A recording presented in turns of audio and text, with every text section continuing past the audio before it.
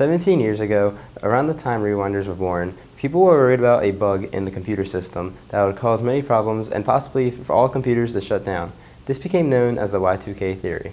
The Y2K Theory explains that when December 31st, 1999 changed into the new millennium, computers would change 1999 to 1900 instead of 2000 because of the way they were programmed.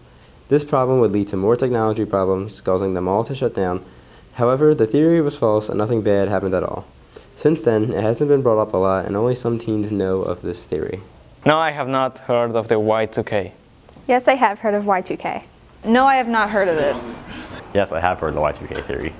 Even the government had some involvement with the theory, spending tons of money to get their computers reprogrammed. However, a simple date change mistake didn't mean much to some people, making this theory controversial. Although some people believed in the theory, not many teachers did. Yeah, I never believed in the hype surrounding the Y2K bug, as it was known at the time. I didn't think that the people, the programmers who had been working on software, of course, the computer industry had exploded in the 80s and 90s. I didn't think that they would allow such an easy to foresee problem to metastasize. And so consequently, I didn't really think that it was going to amount to much. I did not believe in the Y2K theory because the computer systems have been working with zeros and ones forever, and having two zeros together is not a big issue. And you know, every year that it went to a 90, I guess 2000 would have been the next one, but 90, there would have been an issue there. And a lot of scare tactics. When you walk into the unknown, you worry about things that really you don't need to worry about. People who believed in the theory or thought something bad would happen on the day of Y2K did some preparation usually for the new millennium to come. Some adults share their stories of what they remember about the preparation for the new millennium. You know, people talked about like taking money out of the bank, but like they were saying like not to do that at the same time because it could cause like the stock market to crash if everybody's doing it at the same time. So like it was like a double-edged sword, like do you take the money out or do you not? But as far as like around the house, I know like my mom like got like candles and stuff like that to burn just in case like the electricity stopped working or something like that. But like that's the only other major thing I can really remember them doing to prepare, you know.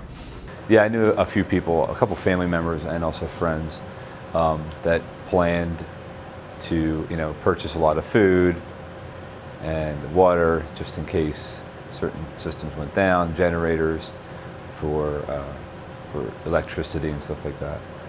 And but as it turned out, no issue. The theory back in 2000 was essentially a programming problem. Today, there are many other types of technology, one being robots. Computers are seen more today than they ever were back in 2000. Just like now, robots could possibly be seen in the next 20 years more than they have been now. This begs the question if there will ever be a technology scare again involving robots or any new type of technology. It's possible, I suppose. Anything like that is possible, especially since we're more dependent on technology today than we've ever been before. But that being said, technology is also something that has become embedded into everyone's lives at every level. So, you know, the smartphones that we carry with us, our laptops, our tablets, all the different devices, all the different applications we use to work, to play, to communicate. I've got to believe that we will, as a technological species, that we will foresee and take care of problems before they metastasize to a disaster.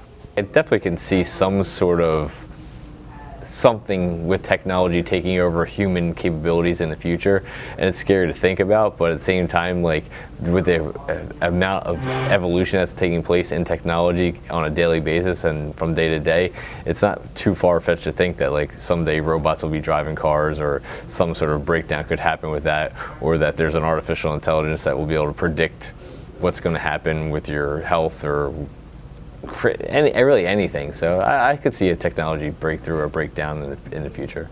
Y2K is surely an interesting topic to talk about. For some people it's pretty dumb, but for others it's definitely to be worth talking about. Whether this happens in the future again, we won't know.